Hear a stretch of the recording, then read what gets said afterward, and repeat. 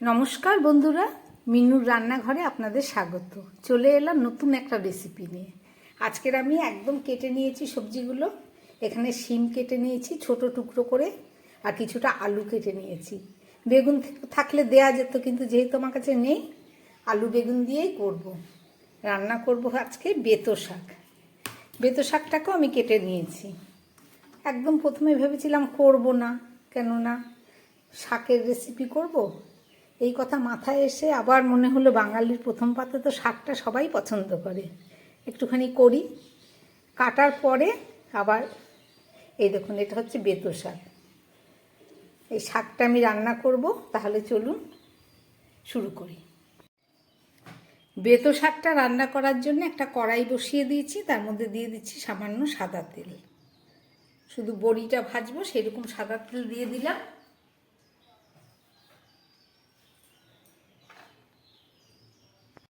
এই সাদা তেলের মধ্যে আমি কয়েকটা বড়ি ভেজে নিচ্ছি।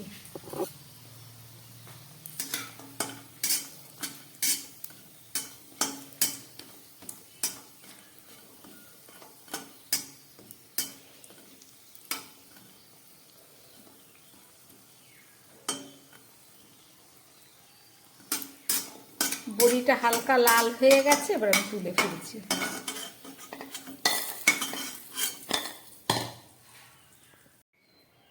এর মধ্যে আমি দিয়ে দিচ্ছি আরও একটু সাদা তেল, সর্ষের তেল।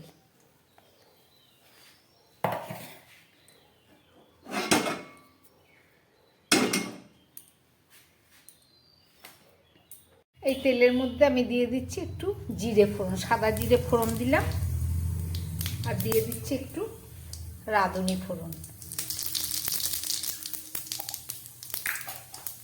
দিয়ে দুটো কাঁচা লঙ্কা দিলাম।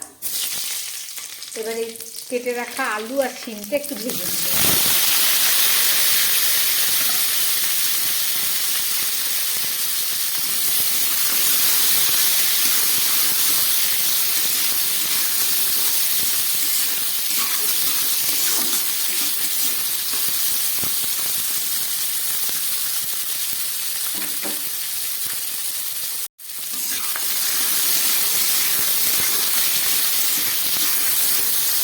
শিম আলুটা একটু ভেজে নিলাম। এবারে আমি এর মধ্যে দিয়ে দিচ্ছি পরিমাণ মতো নুন, দিয়ে দিচ্ছি একটু হলুদ, স্বাদ তো একটু হলুদ কমই দিলাম, আর দিয়ে দিচ্ছি হাফ চামচ জিরের গুঁড়ো। সবজি দিয়ে রান্না করছি শাকটা, একদম একটু মশলা না দিলে খুব ফিকে লাগবে। আমি এদিকে প্লেটের মধ্যে একটু রাঁধুনি আর আদা রেখেছি, এটাকে বেটে একদম শেষে দেবো।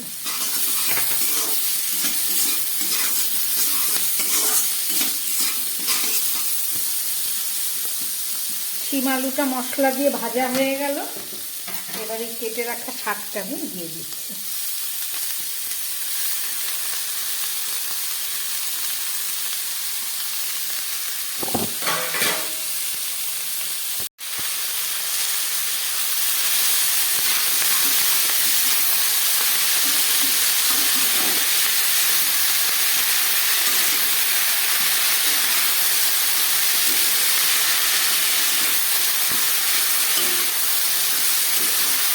যারা ধনে পাতা পছন্দ করেন, রান্নার শেষে একটু ধনে পাতা দেবেন, স্বাদটা আরও বেড়ে যাবে।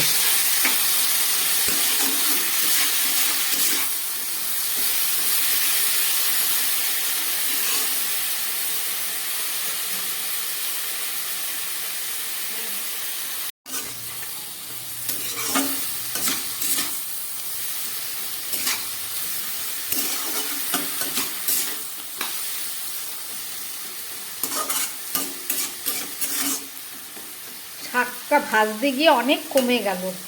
ভেবেছিলাম বেগুন দেব না, কিন্তু একটু বেগুন আমি দিয়ে দিচ্ছি।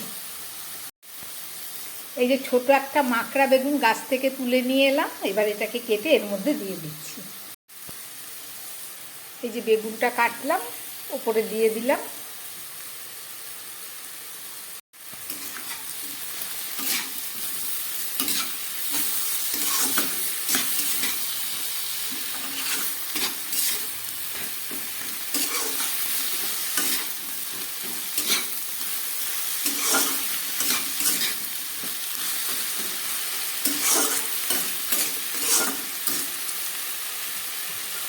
সামান্য একটু জল দিয়ে দিচ্ছি, কেন শিম আলু আছে, একটু সিদ্ধর ব্যাপার আছে।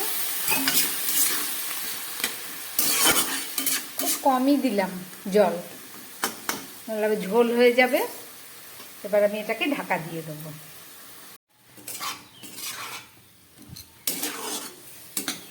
জলটা পুরো শুকিয়ে গেছে, আলুগুলো সিদ্ধ হয়ে এসছে, সামান্য একটু বাকি আছে।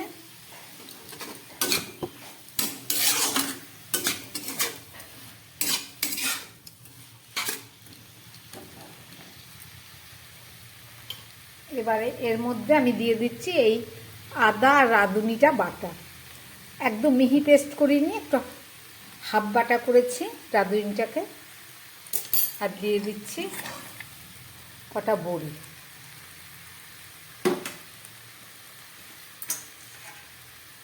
দিয়ে দিচ্ছি খুব সামান্য পরিমাণ ধনেপাতা।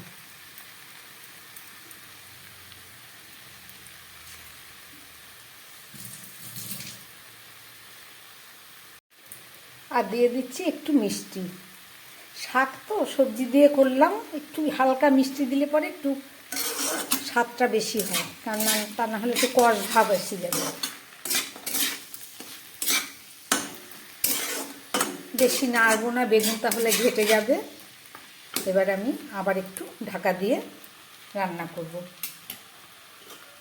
ঢাকা দিলাম, একদম গ্যাস কমিয়ে 2 থেকে 3 মিনিট ঢাকা থাক, তারপরে ফেরত এসে দেখাচ্ছি।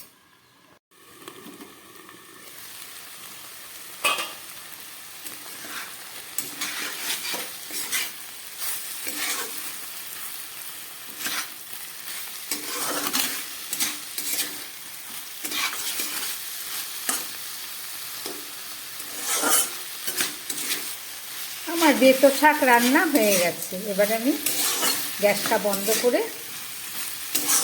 নামিয়ে ফেলব।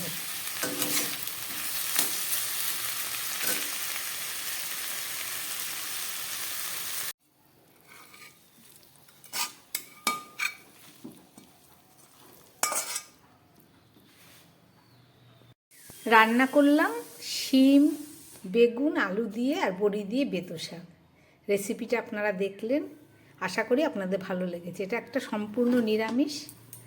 অনেকে এই বেতো শাক পেঁয়াজ রসুন দিয়েও রান্না করে খায়। এই শাকটাই এমনি খুব সুস্বাদু, যেভাবেই রান্না করবেন সেভাবেই খেতে ভালো লাগে।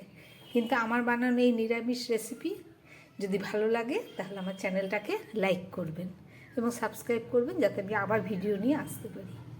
নমস্কার, সবাই সুস্থ থাকবেন, ভালো থাকবেন।